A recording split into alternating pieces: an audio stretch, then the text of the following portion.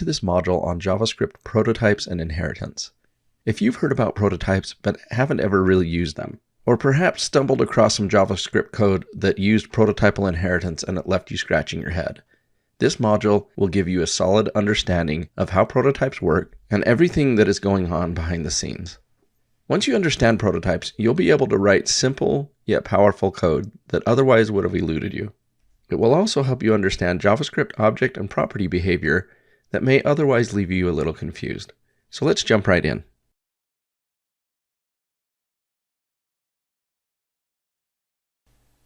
What exactly is a prototype? The answer to that question isn't exactly simple. For starters, a prototype is an object that exists on every function in JavaScript. So notice, if I create a function like this, then notice that it has a prototype property. So I'll save that, and you can see in our display in our browser that it displayed an empty object. So every function in JavaScript has a prototype property. And objects, while they do have a prototype, they do not have a prototype property. So if I create a new person object and try to display its prototype, then notice that's undefined. You can see an object's prototype, however, by looking at the __ proto property. So if I save that, notice that it is also an empty object. But an object's prototype and a function prototype are used differently. So let's provide a couple of definitions that we can work with going forward. These might not make a lot of sense now, but they will once we provide a few examples. A function's prototype is the object instance that will become the prototype for all objects created using this function as a constructor. An object's prototype, however, is the object instance from which the object is inherited. It's important to take note of the word instance in those definitions. A prototype, whether it's a function's prototype or an object's prototype, is actually an instance of an object in memory. So when a function is created, a new prototype object is created in memory and attached to the function behind the scenes. If that function is then used as a constructor function with the new keyword, the new object that is created has a proto property that is pointing to the same object in memory that is the function's prototype. This is much easier to understand in code, so let's take a look at an example. So let's create a person constructor function. And to start with, let's look at this function's prototype. Okay, you can see that it is a person object. Or in other words, it's just an empty object right now, and its type is person. Now let's create a new person from that constructor function. And now let's look at Jim's prototype. It is also an empty object of type person. And notice if we compare them, they're actually the same instance. So if I save this, they are equal. And if you remember from our earlier discussion about equality, if two objects are equal, they are actually the exact same object instance in memory. You can actually see that if I change one of them. So let's change the person function's prototype. So we'll add an age property to the prototype. And if I save that, you can see that while I only changed the prototype for the person function, it is also reflected in Jim's prototype since they are the same object. And the same holds true if I create another instance of person. So let's create a Sophia person. And if we display Sophia's prototype, they all look the same. And just to demonstrate this a little further, let's actually change the age on Sophia's proto object. There, notice that in our display, the ages of all of these objects changed to 19. So they are truly the same object in memory. So the object instance that is the function's prototype becomes the prototype for all objects created from that prototype.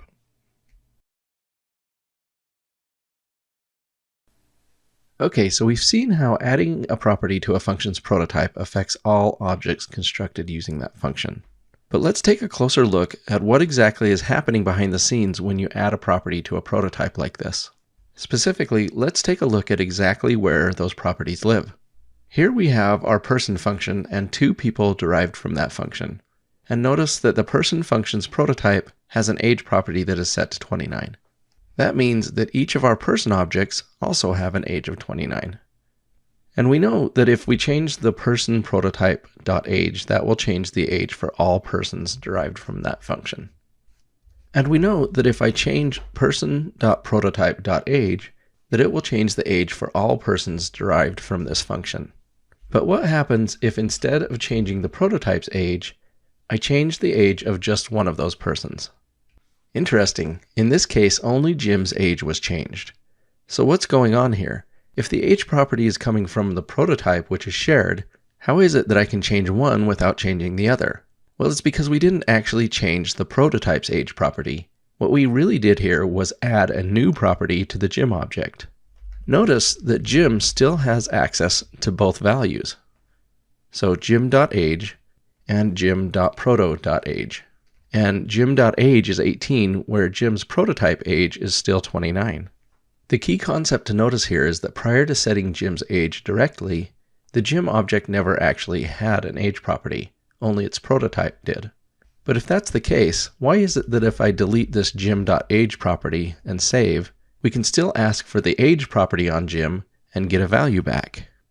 This is because what JavaScript is really doing when we ask for the property value is that it looks at the object to see if it has a value for that property name. If it doesn't find a property on that object, then it asks its prototype to see if it has that property. We can see this further by using the hasOwnProperty method. So let's see if Jim has a property named age. So the hasOwnProperty method will look at an object and see if it has this property on that object itself. And you can see that is false. So it does not have an age property, but we can ask for it and get a value back. That value came from the prototype. But if I now add a Jim.age, then you can see that hasOwnProperty returns true and it returns the value from the Jim object. And by the way, everything that we're doing here with properties, you can also do with functions on objects or methods, since methods are really just another type of property. So if my person prototype had an isAdult function, it would behave in exactly the same way that the age property does with regards to prototypes and inheritance. Next, let's take a look at this in another way to help understand exactly what is happening here. Here's another way to look at prototypes. First of all, when we created our person function, JavaScript also created another object in memory. This is essentially an empty object at this point. It does have a proto property that we'll talk about later, but other than that, this is just an empty object. After creating that object, JavaScript updates the function's prototype property to point to this new object. And note that we haven't even created a new person object yet. This is just the prototype object that was created for us when we created our person function. And we can manipulate the properties on that function's prototype object like this. When we add age to the person function's prototype, it adds that property to this object. Remember, we haven't even created a person object from our function yet. This is just the hidden prototype object that JavaScript created behind the scenes. So let's create a new person object from our function now. We do that like this. When we do that, the new object takes care of creating a new object, but the new keyword also does something else behind the scenes. It adds a proto property to our new object, and that property is a pointer to our person function's prototype object. Then the new keyword executes our person function, and the this keyword in this context is pointing to our new Jim object, so it adds the first name and last name properties to our new object. And if we create another instance of person, the same process is followed. A new object is created, its proto property is created, and is pointed to the function's prototype, and the instance properties are added. Notice at this point, the Jim object itself does not have an age property, only its prototype does. So if we ask for Jim's age at this point, what's going to happen? When I do that, JavaScript will check the Jim object to see if it has an age property. Since it does not have an age property, it will then check its prototype parent to see if it has an age property. At which point it discovers that it does, so this console log would log 29. Now what happens if we want to update Jim's age? In code, we simply do that like this. And that adds an age property to our Jim instance here. Now if we ask for Jim's age, it will check to see if Jim has an age property. And it does, so it returns the value of 18 without ever checking to see if the prototype has an age property. So the instance properties override the prototype properties. So what would happen if we updated the person function's prototype's age property? We could do that in two ways, either directly like this, or we could do it through Jim's proto property like this. As our code stands now, this would have the exact same effect. It is possible, however, for these two statements to have a different effect. We'll talk more about that later. For now, let's just stick with the more direct approach. So when this line of code executes, it will change the age property of our function's prototype here. Now what would we get if we asked for Jim's age? We would get 18, because the instance property overrides the prototype property. And what if we asked for Sophia's age? We would get 25, because Sophia has no instance property for age. Now let's revisit the definitions we created earlier and see if they make a little more sense. So a function's prototype is the object instance that will become the prototype for all objects created using this function as a constructor. An object's prototype is the object instance from which the object is inherited. Hopefully these definitions are starting to make more sense now.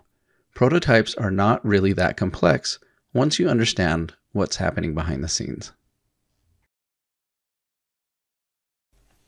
In the definition of a function's prototype, we said that the function's prototype is the object instance that will become the prototype for all objects created using this function. Let's take a look at a quick example that illustrates that. So here we have our person function and two persons, Jim and Sophia, which were derived from that function. If we look at their ages, you can see that they are both inheriting an age of 29 from the person function's prototype. We now know that if we change the age of the prototype, that will also change the age of Jim and Sophia through inheritance. But what if we actually change the function's prototype to point to a completely different object? Let's try that like this.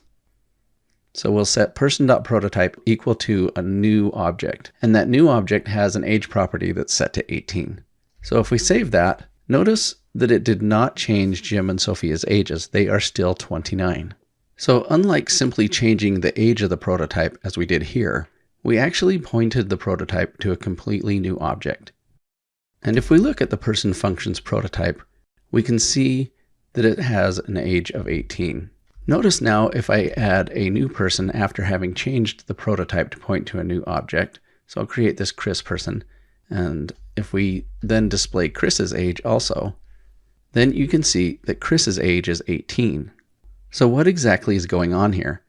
This really highlights that the Jim and Sophia objects have prototypes that are pointing to an instance of an object in memory, and the Chris object is pointing to a different instance. Let's take a look at what really happened. Here we have our diagram from earlier showing our person function and the two instances of person, and you can see that they are all pointing to the same prototype in memory. When we changed the prototype of our function, what we really did was create a new object in memory and change the person function's prototype to point to that new object. However, the existing Jim and Sophia instances of our person still have prototypes that are pointing to the old prototype object. When we then created our new Chris instance of a person, it created a new object and set its prototype to point to the current prototype of the person function. This really highlights again the fact that prototypes really are objects that live in memory, and as you'd expect, they behave like any other objects with regards to pointers. Hopefully all of this helps solidify how prototypes really work.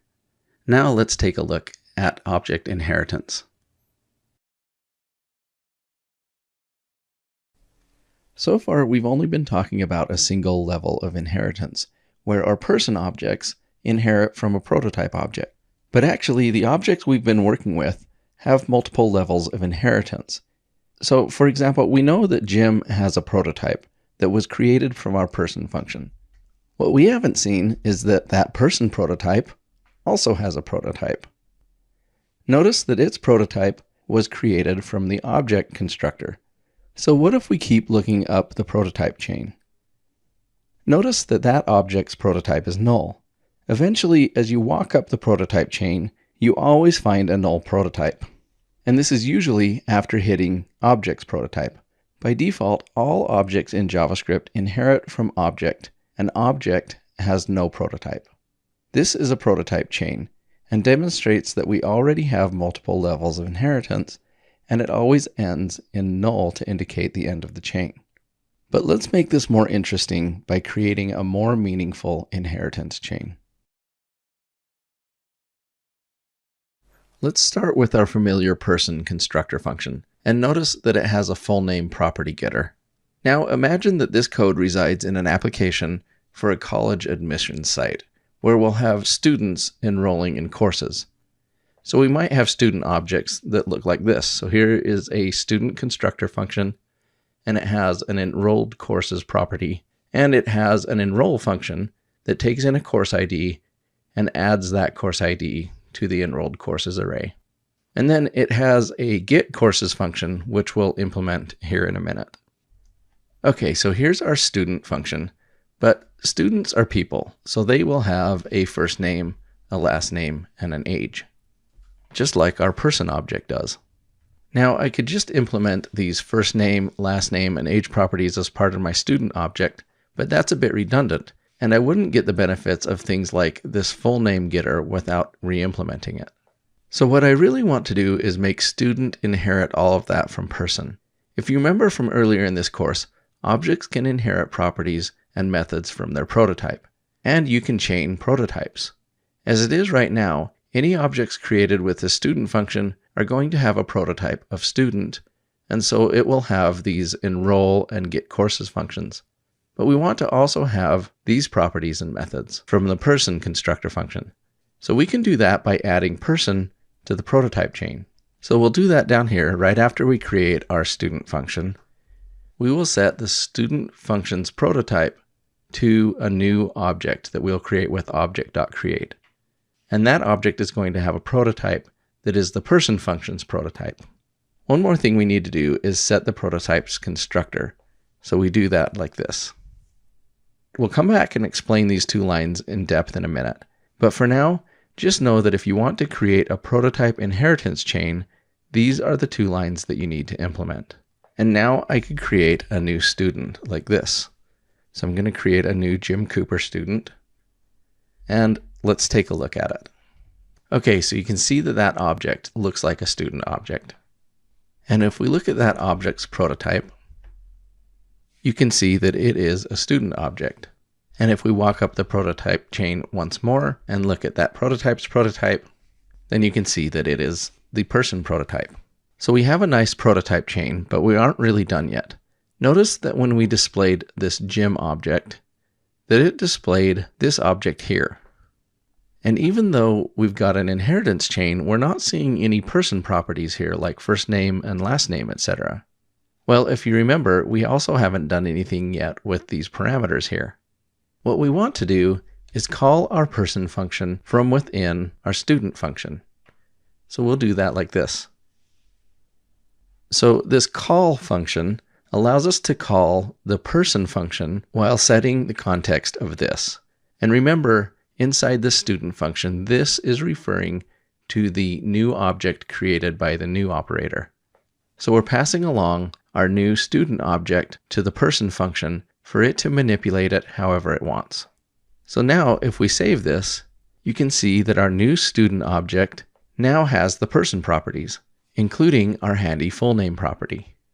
Now let's just round this out by implementing our getCourses function. In here, we'll just print out the student's name and their courses like this. So notice that we're calling this .fullname, and then we're printing out their enrolled courses.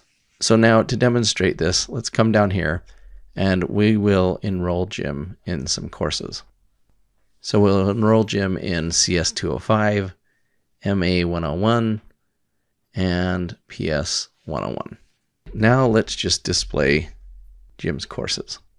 So we'll just display Jim.getCourses, and let's save that. There we go. So now we can see that Jim Cooper's enrolled courses are CS 205, MA 101, and PS 101.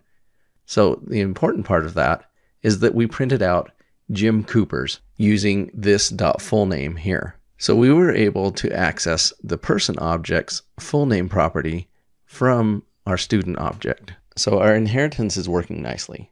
But let's back up a little bit and just explain these two lines.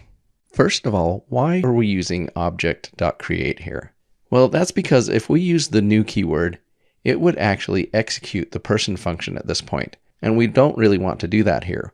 We don't actually want to call it until we're actually creating a new student. So object.create just creates a new object with person as its prototype. That's the first parameter of the object.create function.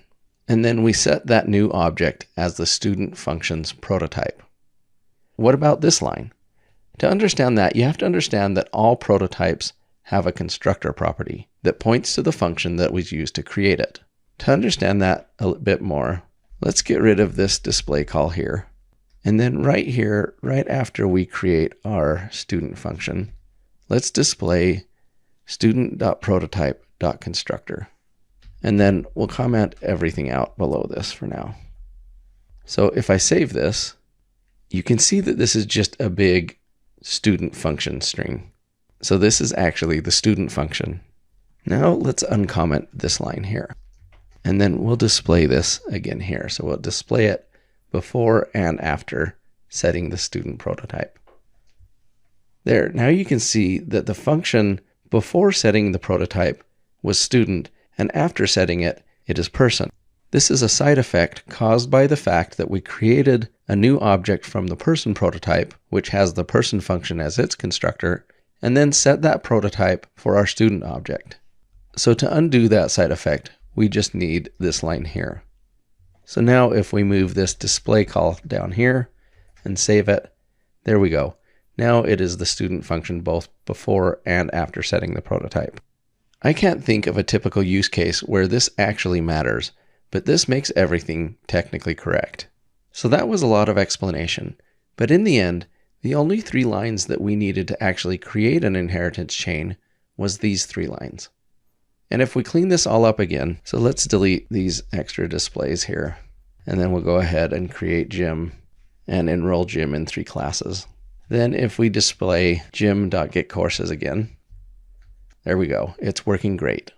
And that's all there is to creating prototypal inheritance chains, or creating inheritance in JavaScript where one object inherits properties and functionality from another object. Okay, here are the key takeaways from this module. First, we learned that functions have prototypes, and that those prototypes point to objects in memory. And when you create new objects from those constructor functions, they also have prototypes that point to the same object in memory. We also learned that objects themselves can have properties, as well as their prototypes. And when we ask for the value of a property on an object, it asks the object first, and then its prototype. We also learned how to set up inheritance with constructor functions by setting the prototype of one function to an object created with the prototype of another function, and that we can initialize the parent class's properties by calling its function using the call function and passing along the context of this. Now let's see how to do all of this with classes.